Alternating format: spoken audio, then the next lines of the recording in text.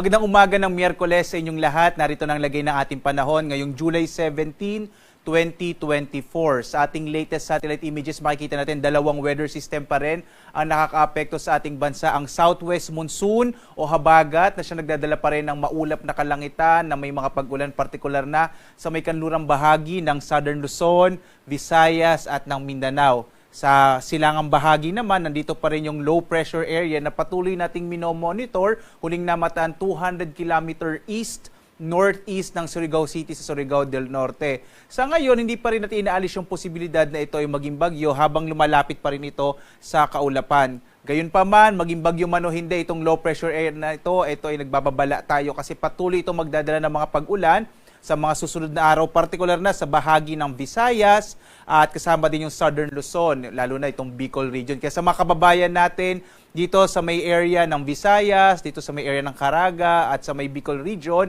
gayon din sa iba pang bahagi ng Southern Luzon, asahan natin in the next 2 to 3 days patuloy na magdadala ng mga pag-ulan itong low pressure area, habang ang southwest monsoon magdadala rin ng mga pag-ulan dito sa may western section ng ating bansa. Yung ilang bahagi ng Luzon, kasama na dyan yung Northern Luzon at yung silangang bahagi ng Luzon, yung Ilocos region, patuloy na makararanas ng mga thunderstorms, mga isolated rain showers and thunderstorms.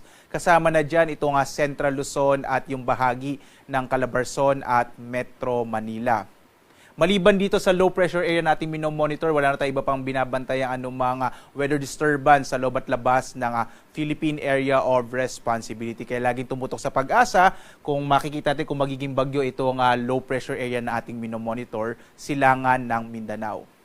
Samantala, narito ang magiging lagay ng panahon dito sa may bahagi ng Luzon. Makikita natin, malaki pa rin yung tsansa ng maulap na kalangitan na may mga pag-ulan, partikular na sa bahagi na Isabela. Kasama din yung area ng Aurora, Quezon, malaking bahagi ng Bicol region, gayon din sa may bahagi ng Mimaropa.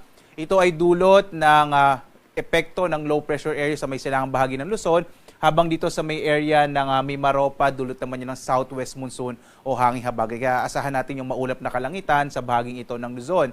Sa nalabing bahagi naman ng Luzon, kasama na dyan yung Kamaynilaan, inaasahan pa rin natin yung mga isolated rain showers and thunderstorms. Posible medyo mainit pa rin yung tanghali natin. Yung agwat nga ng temperatura sa Lawag, 26 to 33 degrees Celsius.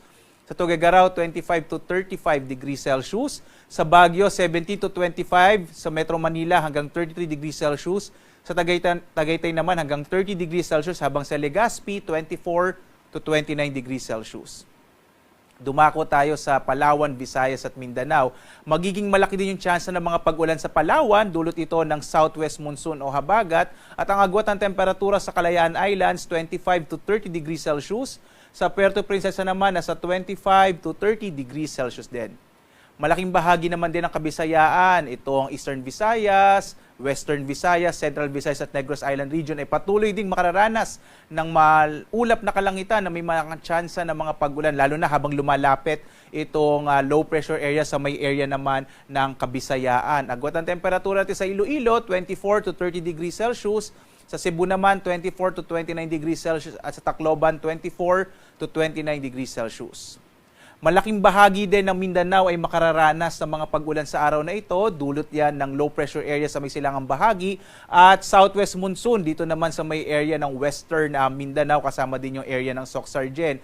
Asahan natin yung mga pag-ulan na maaring magdulot pa rin ng mga biglaang pagbaha at pagguho ng lupa. Kaya sa mga kababayan ho natin dito sa Palawan, Visayas at Mindanao, iba yung pag-iingat nga dahil inaasahan pa rin natin magtutuloy-tuloy itong mga pag-ulan na dulot ng habagat at southwest monsoon.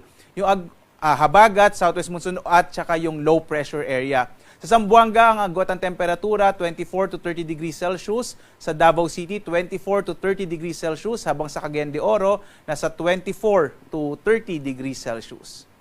Samantala, sa ngayon, wala tayong nakataas sa gale warning pa rin, pero nagbibigay tayo ng babala, lalong-lalo na sa mga maliit sa sakyang pandagat. Kasi dito sa may kanlurang bahagi ng ating bansa, moderate to rough o katamtaman hanggang sa maalon ang magiging lagay ng ating karagatan. Kaya iba yung pag-iingat, lalo na pag minsan medyo mataas po yung alon. No? So iba yung pag-iingat sa mga kababayan natin, lalong-lalo na nga yung may mga maliliit na mga bangka.